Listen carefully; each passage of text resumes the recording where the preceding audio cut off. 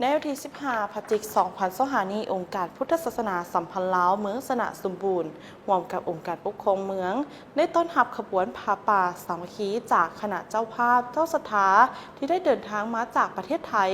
นำโดยพระอาจารย์มหาเสน่ห์ธรรมสิเนโห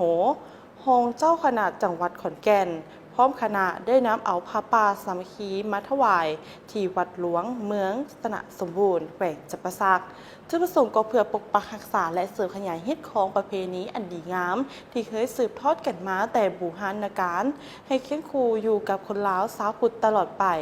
นอกจากนั้นยังเป็นการสมทบทุนเข้าในการปรับปรุงก่อสร้างวัดวาอารามภายในวัดหลวงของเมืองที่ยังบ่ทันสำเร็จและก็อีกอย่างหนึ่งก็เพื่อสุขโยส่งเสริมเวียกงานการศึกษาของโรงเรียนมัธยมตอนต้นส่งของเมืองให้ได้รับการพัฒนา ภายในงานแมนได้มีการดำเนินพิธีกรรมทางศาสนาที่เริ่มต้นด้วยขบวนแห่ผ้าป่าสามัคคีอ้อมพัทสีมาวัดหลวงของเมืองครบรอบ3 รอบ จากนั้นก็มีพิธีจุดเทียนไสไหว้พระหับศีลพร้อมทั้งต่อยอดผ้าป่าสามัคคีแล้วถวายแห่แด่พระสงฆ์ตามพิธีทั้งศาสนา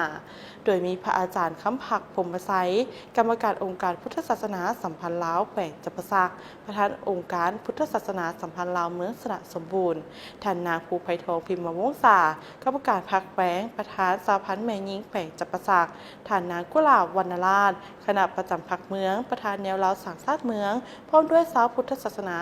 ก็คือสาวพุทธศาสนิกชนทั้งลาวและก็ไทยเข้าร่วมในเอกธรรมสมถือว่าเป็นเวียกงานของพุทธศาสนาสัมพันธ์ลาวในเอกธรรมสมเนาะซึ่งมีสาวพุทธศาสนิกชนได้เข้าร่วมในพิธีอย่างหลวงหลายเอกธรรมสมเข้าใจภาพข่าวจากสื่อมวลชนเมืองสระสมบูรณ์